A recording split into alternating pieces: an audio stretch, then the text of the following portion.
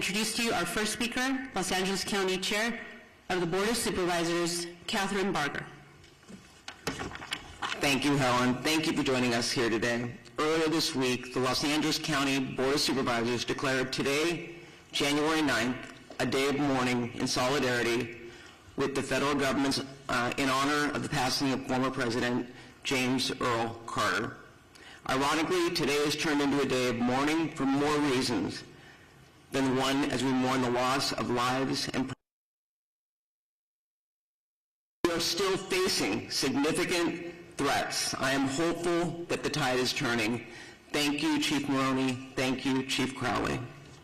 Yesterday afternoon, as the winds died down, we saw the return of aerial drops and aerial firefighting, a truly, truly welcome sight. First and foremost, I want to assure our residents of Los Angeles County that the City of LA and the county are working hard and working hand in hand to bring every resource available to the table. Last night, the county opened the Pomona Fairplex as an additional shelter for those evacuating and those who have suffered losses. The Fairplex will also continue to take in large animals that are in need of a home. The county is working to harness and utilize the incredible outpouring of generosity from individuals, nonprofits, and companies that want to help. We have heard that many companies like Airbnb, Uber, and Lyft are offering free or subsidized services for those impacted by the fires in Los Angeles County. The county will be sharing all of these resources through our recovery.lacounty.gov website. In addition, the state has activated CAL FIRE Management Team 3 and assigned them to the Eaton Canyon incident. They will be joining Federal Management Team 5 in their ongoing efforts, we hope as early as tomorrow. CAL FIRE Team 3 will be tasked with overseeing victim search operations and damage inspections to facilitate debris removal operations and setting up disaster recovery assistance centers. This will allow Federal Management Team 5 to focus on firefighting operations and the active front. As Supervisor Horvath mentioned yesterday, wildfires do not care about jurisdictional boundaries. Between the city and the county, we are managing the various resources that are coming online with the increasing demands on our first responders. I saw this firsthand driving through the streets of Altadena yesterday. Driving up Lake Avenue, the devastation could not be missed. The number of homes, businesses, and buildings that were on the fire dwarfed in any sense of available resources. Altadena is a very unique and special part of the 5th District. It is a community that embodies the spirit of a big, small town, a community full of rich culture, history, and one that passionately supports the small businesses that drive its economy in the community. It is also one of the only communities in Los Angeles County that manages the urban wildland interface. Altadena is a resilient community. They have seen some significant battles before, but the scale of the impact today is larger than anything that I have seen in my career. The loss of historic resources at Eaton Canyon Nature Center, Farnsworth Park, and the Altadena Golf Course cannot be measured. I saw fire engines and companies from El Dorado County and other parts of California joining Los Angeles County Fire in an effort to protect life and property. In the midst of the emergency, we've all seen individuals who are targeting vulnerable communities by burglarizing and looting homes. This is simply unacceptable. You will be hearing from our DA, Hochman, shortly regarding his efforts to hold these individuals accountable, and I promise you, you will be held accountable. Shame on those who are preying on our residents during this time of crisis. The emergency order will be strictly enforced by the Sheriff's Department, who are proactively patrolling to protect these communities from looting and any criminal activity. They have made 20 arrests of individuals who will be held accountable for the actions that they've taken.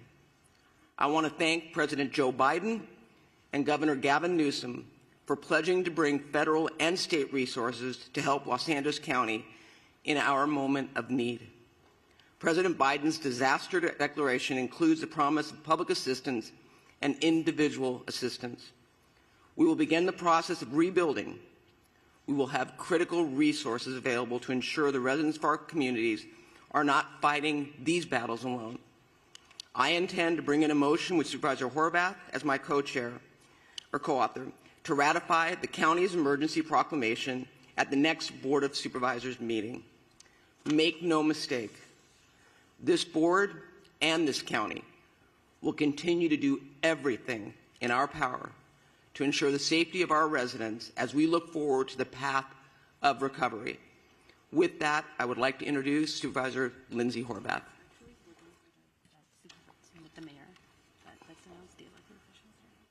Okay, so who are we going to? Mayor Bass. I'd like to introduce LA City Mayor Bass. Thank you, Supervisor. One voice, that is the way we speak, and that is the way we stand here united. Los Angeles will stand united and stand strong. So first of all, my thoughts are with the thousands of Angelenos who are impacted by this emergency, as more Angelenos were forced to make the terrifying decision to evacuate. Our priorities, of course, are to keep Angelenos safe and to protect homes. The winds continue to be of a historic nature and a key factor of this firestorm. For much of Tuesday, the unprecedented winds prevented air operations to continue. However, as of yesterday, the winds have allowed for air operations, and that has enabled significant progress against the fires in Hollywood and Studio City last night. And as of 7:30 this morning, evacuation orders in Hollywood have been lifted. Angelenos cooperated. The community stood together. They evacuated, and Angelenos should continue to proceed with caution. Air operations are continuing rapidly in the Palisades, in Sylmar, and across our region. We continue to see our heroes, from our LA firefighters and from personnel, families, neighbors from across the county and the state. We thank you. However, we continue to confront a big one-level firestorm. Historic winds and extensive drought have created a perfect storm that has driven people from their homes and have taken people's homes, and that has taken people's lives. I've been in the fire zones, and you can see how fast and devastating these wind-driven fires are. I know people from all over the nation are asking how they can help. So here are two essential ways. First of all, support the California Community Foundation Wildlife Recovery Fund at calfund.org, and support the Los Angeles Fire Department Foundation at supportlafd.org. And in addition to shelters, Airbnb is offering free temporary housing. Go to 211LA.org for more information. This, as we know, is a regional crisis. So working together is the only way we will get through this. That's why I've been in constant contact with my colleagues at the county, state, and federal level. President Biden, Governor Newsom have assured us of full state and federal support. And of course, County Chair Barger and I are fully coordinated, as I am with all of the local elected officials.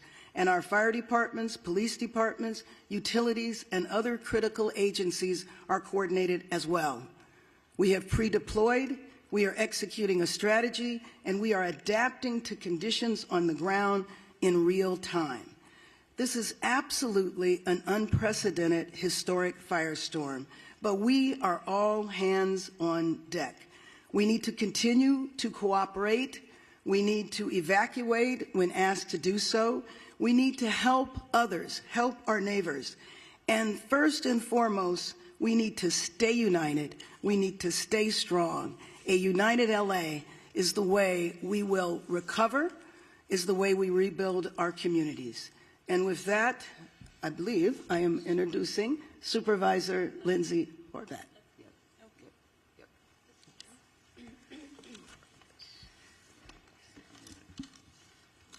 Good morning.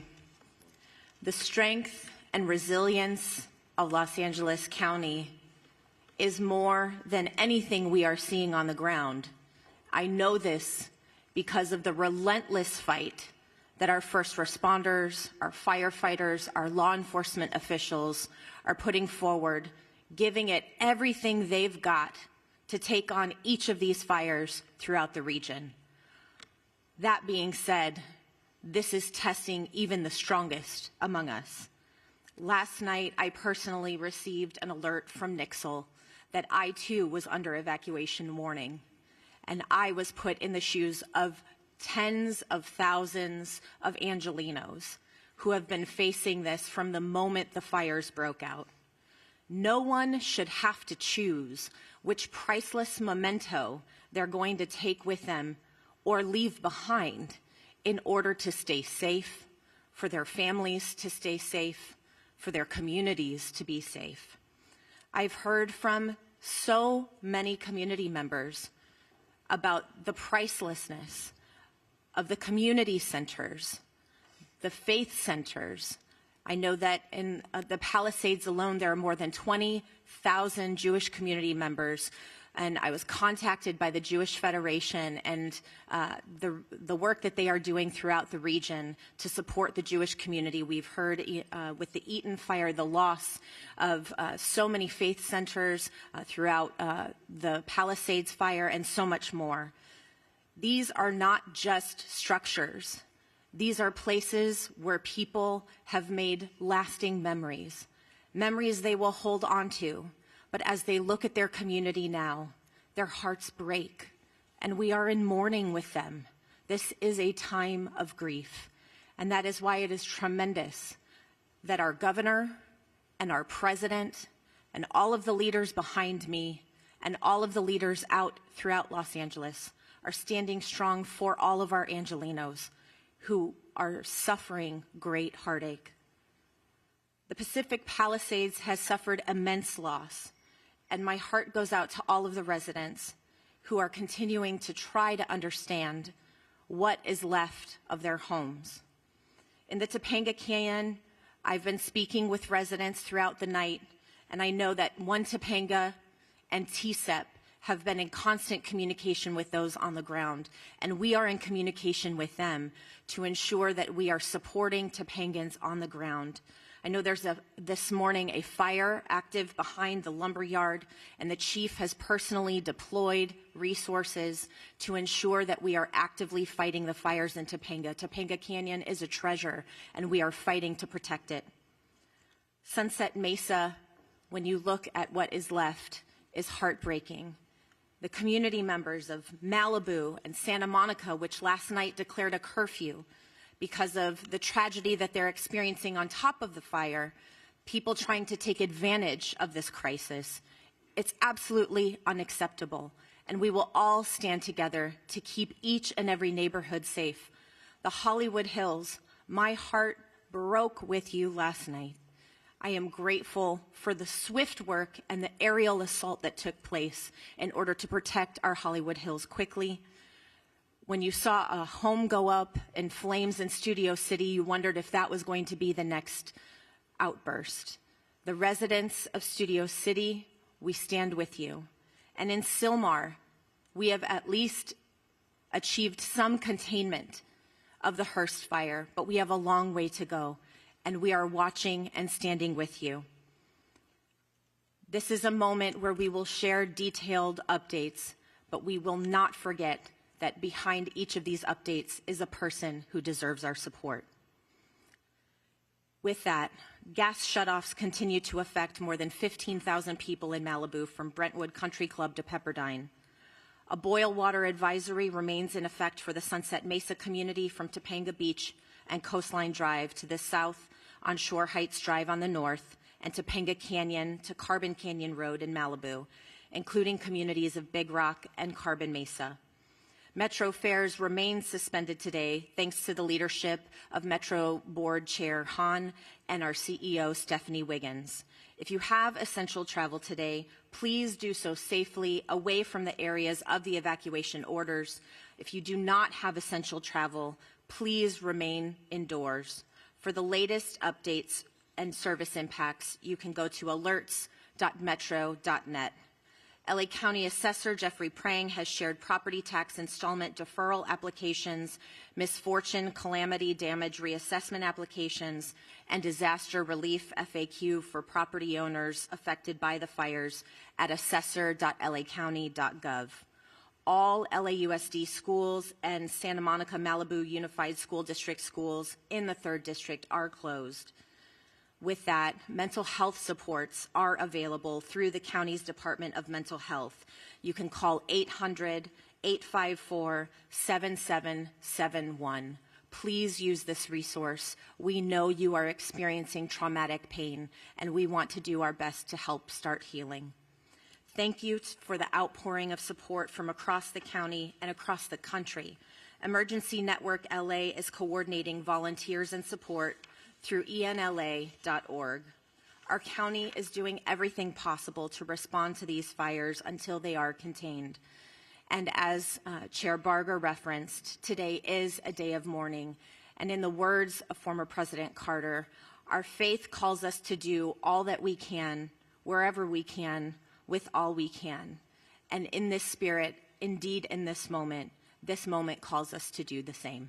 Thank you. Next, I'd like to welcome LA County Fire Chief Anthony Maroney. So good morning. Thank you, Supervisor Horvath. I will be providing an Eaton Fire update in addition to a Region 1 update. The Eaton Fire remains estimated to be 10,600 acres, and growth has been significantly stopped. And we have 0% containment. We have over 879 firefighting personnel assigned, and mutual aid resources continue to arrive to assist with this firefight. From this point forward, incident fatality information and reporting will be the responsibility of the Los Angeles County Sheriff's Department. We have several reported injuries and over 1,000 structures damaged and destroyed. The cause of the fire remains unknown, and it continues to be under active investigation. As I stated yesterday, as soon as a cause is determined, we will advise the media. The Lydia fire that started yesterday in Acton has been 40% contained, and forward progress has been stopped. It is limited to 348 acres. The number of resources assigned to this fire siege event has increased significantly, and we have a much better posture than we did on Tuesday and Wednesday. Out-of-state resources continue to arrive in Los Angeles County and City, and we are appreciative to our fire partners from throughout the Western United States for providing assistance to Los Angeles County in our time of need. Regarding the current red flag warning, the National Weather Service predicts the warning will remain in effect for Los Angeles County and the majority of Ventura County through Friday. I would like to also acknowledge the presence of Dr. Lori Moore Merrill from the U.S. Fire Administration, who flew out with her team from Washington, D.C. last night to be with Fire Chief Crowley and I so they could witness firsthand the challenges and the devastation that have resulted. Lastly, I want to acknowledge the tireless efforts of my LA County Fire Department personnel, both on the front lines and those behind the scenes, who continuously place themselves in harm's way to protect residents and property in our great county of Los Angeles. Thank you for always being there, and continue to be safe as they take care of themselves, those around them, and the people we serve and protect. Thank you, and I'd now like to invite up Fire Chief Kristen Crowley of the Los Angeles Fire Department.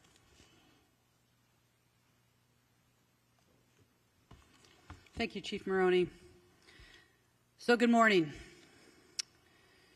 We continue to battle multiple major brush fires in the city of Los Angeles and across the Los Angeles region.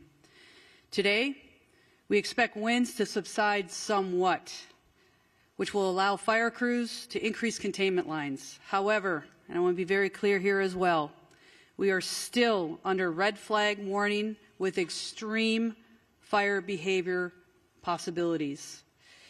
Before I give you an update on several fires in the city of Los Angeles, I have to take a moment, for all the right reasons, to thank the residents of Los Angeles and our surrounding areas for heeding our instructions. Today, it is absolutely imperative that as we move into day 3 of this firestorm, all members of our Los Angeles community maintain vigilance. I will now give you an update of our activities that occurred overnight. Palisades Fire, as we know, started January 7th at 10:30 hours in the morning. Size at this point is 17,234 acres. We are in unified command, LAFD, CAL FIRE, LA County Fire, LAPD, and LA Sheriffs. 0% containment. Extreme fire behavior continues to challenge firefighting efforts for the Palisades area. Wind gusts are up to 60 miles per hour and are expected to resume throughout the entire day. Firefighters and air resources will continue to work to protect the community and infrastructures and gain control so that we can contain this fire. Damage assessments are ongoing at the Palisades Fire. However, preliminary reports estimate the damage or destroyed structures to be in the thousands. It is safe to say that the Palisades Fire is one of the most destructive natural disasters in the history of Los Angeles. We will continue to provide additional information as it becomes available. I'll move on to the Hearst Fire. January 7th start. The size, 855 acres. We're unified in command, LAFD, United States Fire Service, Angeles National Forest, and LAPD. 0% containment. Firefighters held the fire within a planned containment area and are successful, and we have established a perimeter. Crews were able to get a handle on a few of the flare-ups over the night. We will continue to strengthen our containment lines and create a number of dozer lines to minimize the fire growth. Next, Woodley Fire started on January 8th. The size, 30 acres. Containment, fully contained, and we are using fire patrols to monitor the area for any flare-ups.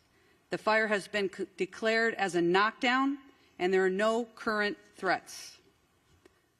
Next, the Sunset Fire, which is in the Runyon Canyon area, started last night, January 8th. Size 42.8 acres. Forward progress, I'm very glad to share with everybody, was stopped, and the crews are working to put out spot fires within the perimeters and to keep the wind from spreading any additional embers. As of 7:30 this morning, all evacuation orders have been lifted. This fire was rapidly and aggressively attacked by using coordinated air and ground fire suppression efforts. Residents heeded our timely evacuation orders. More information to come on that. Next up, the Sunswept Fire, which is in the Studio City area. As I talked about all the previous incidents, on top of this, our fire department was faced with another massive challenge.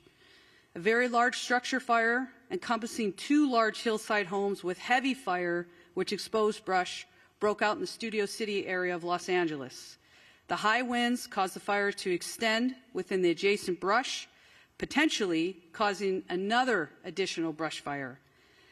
Our LAFD poured all available resources into this fire, and through a combined effort, were successful in preventing another devastating brush fire.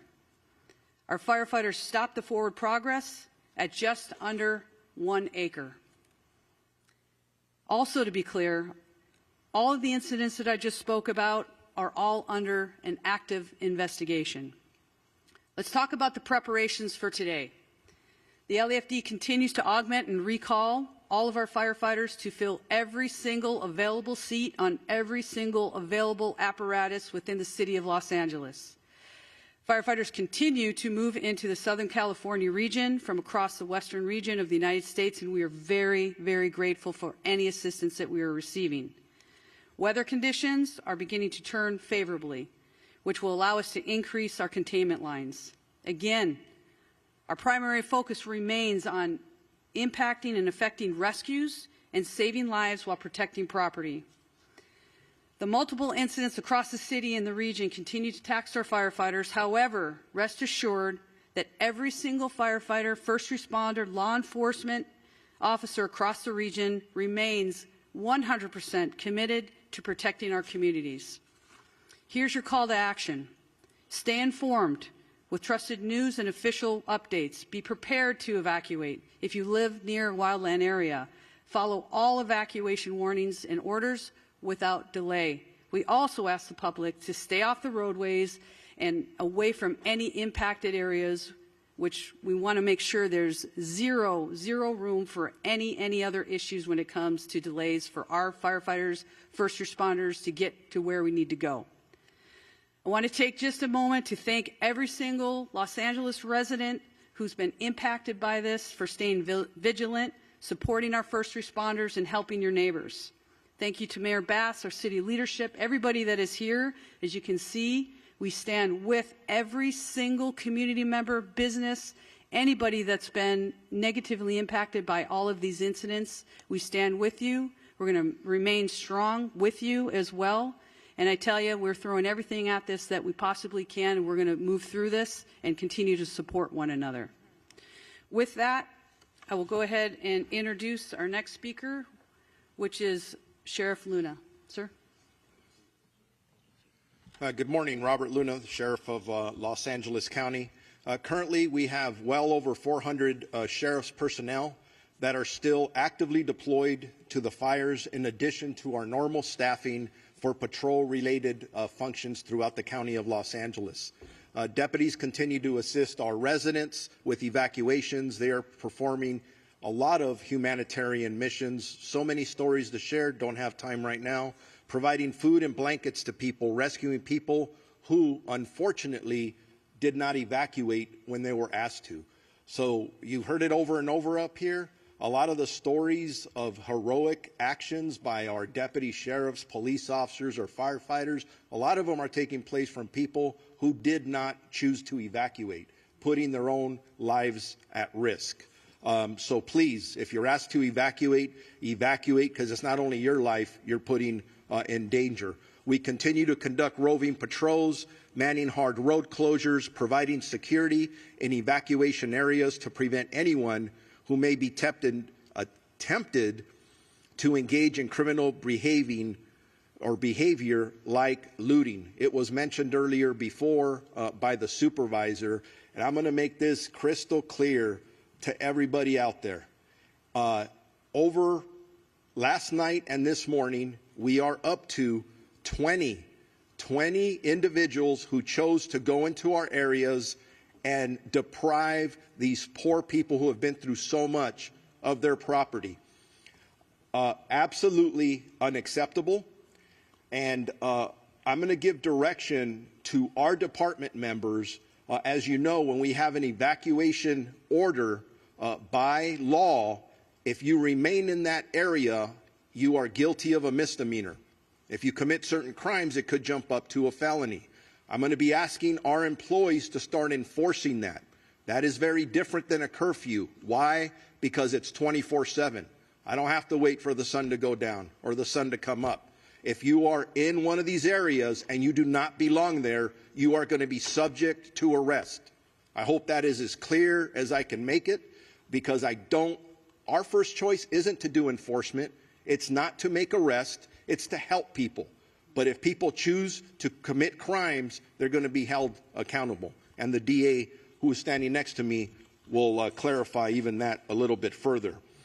This continues to be a fluid and evolving crisis, and the numbers that we release throughout this incident are going to fluctuate. So anything we say is subject to change. We're getting information from our boots on the ground. It's very chaotic out there because it's still so fluid.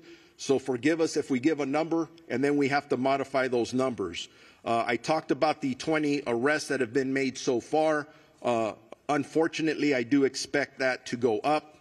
We're not going to tolerate that kind of activity. We have substantially increased our deployment of deputies at the fixed traffic post and are trying to limit and clear out any unauthorized vehicles or people in these areas. I do want to talk as we are summoning more resources. I have been in contact with the chief of the Office of Emergency Services for the state of California. Obviously, that's done at the direction of Governor Newsom. From the get-go of this, he has offered any and all resources to us and law enforcement, and they're doing the same for fire, but I'll specifically talk about policing. The California National Guard is on standby at our direction, specifically my direction, and we, along with my partner Jim McDonnell at the LAPD, are currently in discussions if we are going to need them or how we would deploy them as the hours go on. So stand by for that information as the hours tick on. Chief Maroney mentioned this regarding any death toll information. Yes, we had preliminary numbers yesterday. I got to be honest with you, as I reviewed some of those last night and this morning, I was not satisfied with some of the information that we're getting. And it's not the fault of our people. The people that are working under very difficult conditions are doing their best to do what they need to do. At one point, we'll be able to do a more thorough search of these impacted areas. Some of them look like a bomb was dropped in them, where we will be able to bring in canines and other things to help us hopefully not discover too many fatalities. That's our prayer. But this is a crisis, and we don't know what to expect, but we're ready for everything. So all information, at least on the county side of this equation, we're working with our coroner's office. We'll figure out those numbers. So be patient with us when you ask us about death toll numbers. Right now, frankly, we don't know yet. We eventually will. Evacuations overall for Palisades, Eaton, Hearst, and Lydia fires, the number in both county and city areas, evacuation orders are impacting 179,783 residents. That's nearly 180,000 people in Los Angeles County that are currently under evacuation orders, with another close to 200,000 residents that are under evacuation warnings. I cannot emphasize enough that I urge residents that are asked to evacuate to follow our warnings. I gave some examples earlier. I'm going out through my staff, hey, give me some stories where our deputies are just constantly putting their life on the line, and in every example I'm given is as a result of somebody who chose not to evacuate. I don't want to tell those stories anymore. I don't want to give stories of our first responders being injured, specifically our communities being injured. Please, if you're told to evacuate, evacuate. Two of our sheriff's substations are out of power, running on generators. That's both our Altadena and Crescentia Valley stations. They're right in the thick of things. They're engaged in all of the work that I've described. The issues of mutual aid. Will consistently evaluate and reevaluate the needs for more law enforcement personnel. But I can tell you I'm getting calls from all over this region, from other sheriffs and police chiefs. Everybody wants to help. And that's awesome. That's part of our profession. Very proud to be part of it. The last thing I'll say is, for any specific information regarding evacuation orders or warnings or any road closures, and there's a lot of them, please go to lacounty.gov/emergency. Thank you very much. And with that, I am going to introduce the Chief of the Los Angeles Police Department, Jim McDonnell.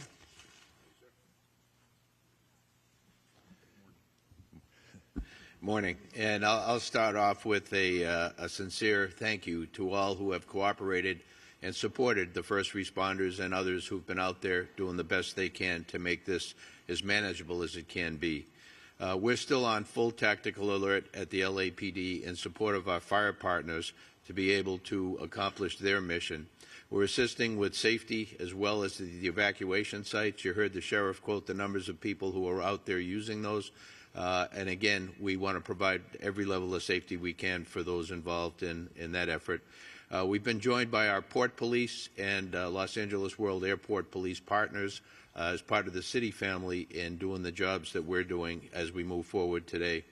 But I want to thank our team. Many of our team and many of the people who are here behind me have left their families in fire areas to come to work to be able to help others.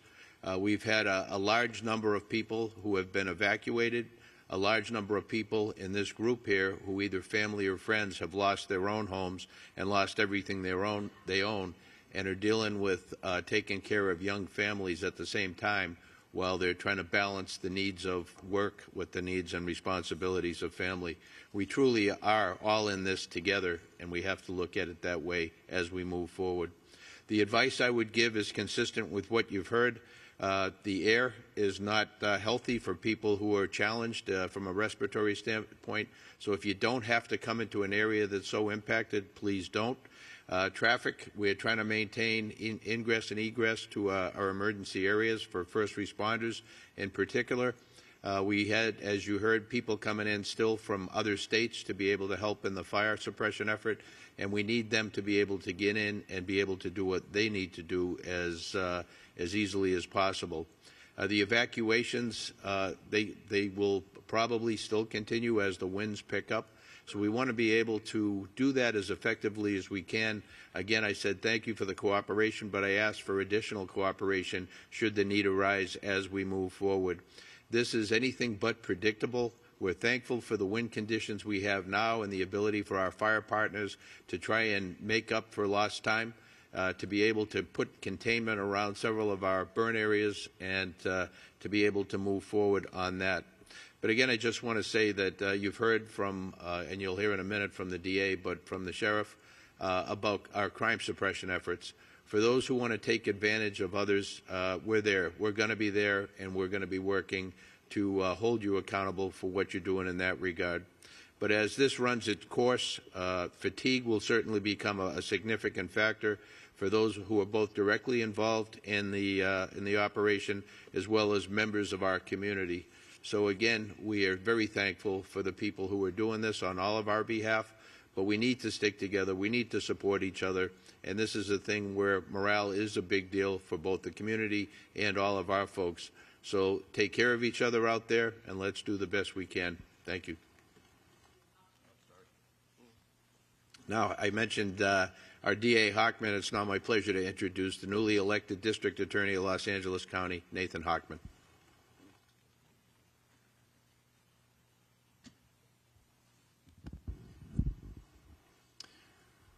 Yesterday, I bore witness by walking and driving through Pacific Palisades. I ended up at my sister's house, a house where she and her husband had raised 4 boys, celebrated birthdays, barbecues, and whatnot, and that house has been burned to the ground. And not just her house, but all her neighbors, up and down each one of the blocks I traveled. Those houses no longer exist. They are now basically rubble. And I haven't seen something like that, and I've lived here almost over 60 years. In the entire time I've been here, it looked apocalyptic. Not since the 1990s, when Los Angeles was hit with the fires, the flood, the earthquake, and the riots, have I seen such disaster occur here in our city. But like back then, Los Angeles has true grit. It has resilience. And it will rebuild, and it will rebuild better than ever. But along the way, there might be people out there who want to take advantage of the people who are suffering these tragic losses. These criminals need to hear, as they've heard from the sheriff, as they've heard from Chief McDonald, an unmistakably clear message that if you want to go ahead and loot, if you want to commit burglary, if you want to engage in grand theft, if you want to engage in these internet scams where you're going to take advantage of people who are going to be seeking insurance and government benefits, you will be arrested, you will be prosecuted, and you will be punished to the full extent of the law. And the reason I want to send this warning now is I don't want any mistake later that somehow they thought, oh, it's not a big deal. It's a huge deal. These acts are despicable, and we will prosecute them with maximal punishment. So I want to make sure that message is received loud and clear, because the first responders in this situation have been simply heroic. As I was in Pacific Palisades, I not only saw fire departments from LA County and LA City, I saw Rialto, Poway, Redding, fire engines from across this entire state that have come to our rescue. And thank you. Thank you to all the first responders. When it comes to law enforcement, it's an all-hands-on-deck operation with law enforcement and the DA's office. Again, detectives are putting on uniforms and getting out there on the streets to protect us. We owe them a huge thank you. And from the DA's office, if we do get these cases, please be on notice that we are going to try and deter you from committing the crimes in the first place. But if you do commit these crimes, do not expect anything else than maximal punishment. I'll now introduce LA County Public Works Director Mark Priscilla.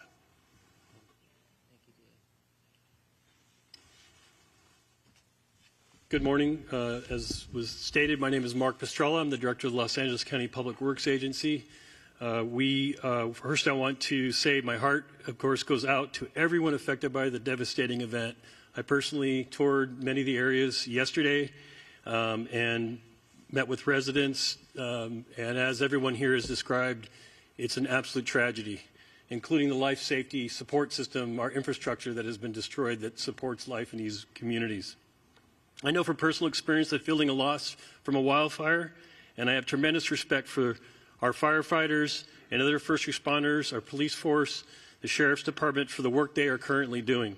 In fact, our current mission, which has been going 24/7 for 3 days now, is to support our fire department and our Sheriff's Department and the local PDs in their efforts to save lives. That is our #1 mission right now and what we are currently continuing to do, unfortunately, as this event is still active. We are also focusing on the inevitable recovery and repopulation of the areas that we will build back and build back strong. The current focus is on utility restoration, and I know many people are already asking about that. Your sewer, water, your power system, and the transportation system have all been significantly damaged. The heat of this system, the wind that blew also knocked down thousands of trees into the roadway. So what we have is a tremendous amount of debris throughout the communities that have had experienced this fire. This debris has been moved enough to let our firefighters and our sheriff and PD into the area to do their work, but it's going to need to be processed and moved safely out of the area, and we are working on a coordinated effort across LA County to do debris removal, the debris removal that it will be necessary to restore the community back to its former way of life. The debris can be hazardous. The debris that is on the private property is considered hazardous and may be toxic. And so I want to warn everybody now that is either there who has remained behind or who is visiting the areas, as was mentioned earlier, it is not safe. It is not safe to touch the debris. It is not safe to remove the debris yourselves. There is a process for that, and we will be mobilizing with the City of Los Angeles to provide a health review of every property and make sure that when we move that debris that it's done in a way that's safe and safe for you and for the other residents who remain behind in the area. We are also working on water supply system. The water supply system currently is still supplying fire suppression. Last night we got to see the wonderful use of our reservoirs, the city's reservoirs and our reservoirs, to take water from the reservoirs and actually use firefighting event aerial attacks to the system. You saw what a difference that made in the firefight last night, and those reservoirs are full and continue to be ready and at the disposal of our firefighting friends. The municipal water system continues to suffer poor water quality due to the introduction of ash and debris into our reservoirs and into our filtration systems. So there are specific areas that we are asking for water to be boiled. I would just say with all caution, anyone who's remained behind, if there is any residence in your area that is burned to the ground and you are still there, you should just go ahead and boil water. We will be actively coming to communities in the next day, within this day or next day, delivering water, delivering domestic water to people who remain in the fire zone area. LA County will be coordinating that effort, not only for the District 29, but also we'll be working with the City of LA to deliver water to residents who've remained behind or who again have partial damage and are maybe staying in their homes. I want to again just mention that a firefight with multiple fire hydrants drawing water from municipal water systems for several hours is just not sustainable. That's why the air support is so important. Our residents in the Sunset Mesa, Topanga Beach area, Coastline Drive on the south to Shore Heights Drive on the north are up in the area. This is a partial damaged area or a threatened area. The Topanga Canyon Road to Carbon Canyon Road Mesa as well is another area that's threatened. And you've been listening to LA City and county officials providing an update on these wildfires burning right here in Southern California. In addition to the latest numbers, updates to the Eaton fire as well as the Palisades fire. A number of takeaways from this news conference we want to tell you about. The first thing, county officials mentioning that federal and state resources have been promised by our federal and state governments. Of course, President Biden, Governor Gavin Newsom, assuring our county leaders that our state will get the money and resources we need. Absolutely. They also stressed that now that we have a return to aerial firefighting, the difference that has made in this firefight from what we saw on Tuesday to what we saw yesterday, and especially last night when those fires were put out in Studio City, and the progress they've made on the Sunset fire in the Hollywood Hills. That was some of the positive updates here, Rachel. Sure. They said forward progress on that Sunset fire in the Hollywood Hills has stopped. They're only working on some hot spots there, and evacuation orders, if you're in that evacuation zone around the Sunset fire near the Hollywood Hills, were lifted around 7:30 this morning. Now, LA Fire Chief Kristen Carley did say that the Palisades fire is one of the most destructive natural disasters in LA County history, which is a huge thing to say, especially with damage assessments still being done there, Rachel. Absolutely, and a couple more things we want you to know. For those of you affected by this fire, our leaders did say that rideshare services are offering free or subsidized services for you who are affected. So please note that. Also, Airbnb offering free temporary housing. For more information on that, they're asking you to call the city's 211 number. So a couple of good pieces of information for our folks who are affected by this fire. Absolutely. But we do want to get back to our Jamie Yukas. She is, of course, on the Palisades fire this morning. And Jamie, absolutely heartbreaking. I think we already knew this, but to hear from the fire chief that this is one of the most destructive natural disasters in the history of LA County, it's not really shocking seeing what you're standing in front of this morning. It's not shocking, and I think they don't have a full grasp of the numbers either. I think once people hear, yesterday they had said that it would be about 1,000 homes they thought were destroyed, and what I was told this morning by Los Angeles City Fire Department here in the Palisades is that he believes it will be more. He lives in this community, and he thinks that number will grow. And I have to say, we're standing in front of what was a home at one point, and I picked up, you know, these succulents. I think about the plants in my own yard and the love and care that homeowners take to plant those and want people to be able to see them and have pride in their homes. And this is just one of several. I want to go ahead and show you homes that are gone. My photographer Armando is going to show you, look, a washer and dryer just sitting there. You think of all the loads of laundry, the towels from the beach, I'm sure, that were put in there, with company visiting and all those types of things. It's still smoldering here this morning.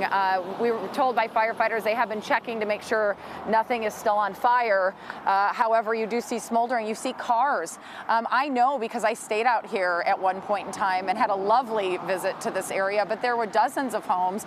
And it wasn't just a single family home. A lot of these were those little bungalows that are broken up into multiple units so that people could enjoy having maybe extended family or someone taking care of the property on site too. But you see the cars damage just left behind here as people had to get out. There's just so much destruction. And I have to say, this is an area that I think you would normally recognize if Moonshadow's restaurant was standing here, if these homes with their landscaping could be seen. But we drove past the Real Inn and other landmarks. You don't know where you are. You know you're on PCH, but it's hard to tell until you look at a map and see what used to be standing there as to what you're actually looking at, where you actually are. I am about 5 miles from the center of Pacific Palisades, so you think about just how big this fire got as well. Fire officials telling me they think embers came as many as 2 miles away to places like this. So, you know, unconventional wisdom says that you're at the water, you should be safe. Clearly, they were not. We have Luz Delia Caballero in another part of the Palisades fire to talk about what she is seeing. Luz Delia, where are you and what are you seeing at this point in time? Jamie, well, we are on Rambla Vista, just off of PCH. We were here yesterday, and a lot of these homes were still intact at the beginning of the road going up the hill, which is actually where we're at now.